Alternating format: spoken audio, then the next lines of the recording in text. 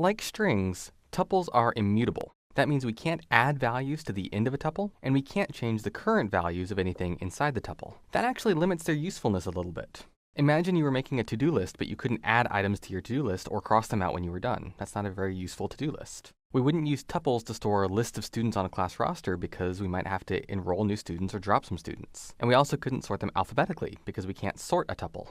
So what exactly are tuples good for?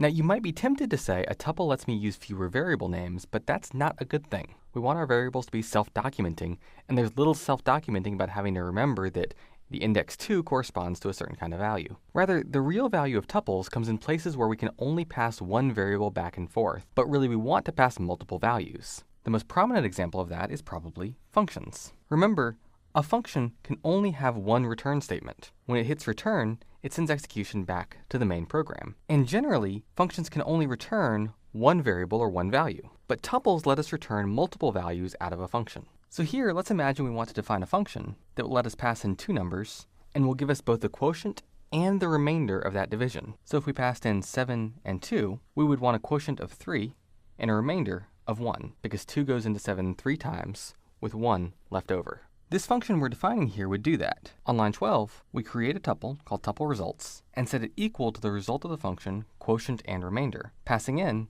a dividend and a divisor. In division, the divisor goes in to the dividend. Calling that function sends execution up into our function, where it's going to use floor division, designated by that double slash operator, to get the whole number quotient, and the modulus operator, designated by that percent sign, to get the remainder. It then returns a new tuple, quotient and remainder. The first item in the tuple is the quotient, and the second one is the remainder.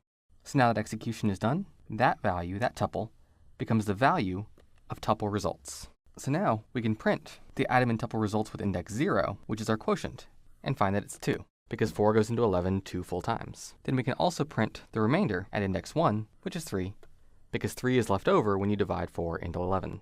Notice here that we're having to remember that the quotient is at index 0 and the remainder is at index 1. That's fine for here because we're only using them once, but in theory, further down in our code, we would actually be using the quotient and remainder for something.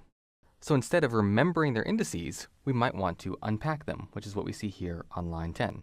Our code runs the same way, calling quotient and remainder on 11 from the dividend and 4 for the divisor. But instead of setting it equal to a variable called tuple results, we're unpacking it into my quotient and my remainder.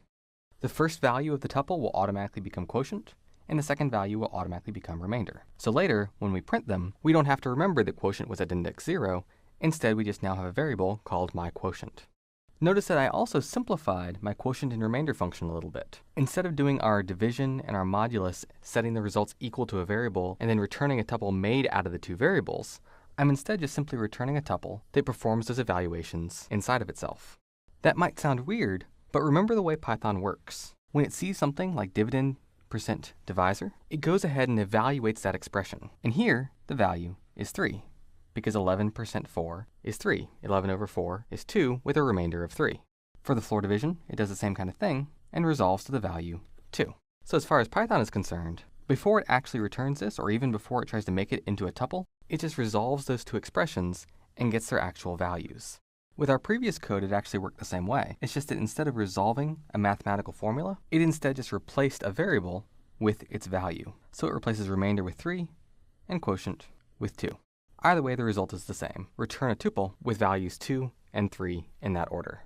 So there are 3 main takeaways here. One is that we can unpack a tuple directly after receiving it so that we can use more self-documenting or more legible variable names. Second, we can go ahead and do some math in our return statement because Python is just going to resolve those formulas before actually trying to return their values. That even occurs if we're going to then create a tuple containing those values. And third, as we get towards the end of our class, we're getting near the end actually, we're going to start seeing more and more pretty long lines. And so occasionally you might see me reorienting our screen so that the output is down here instead of over here on the side.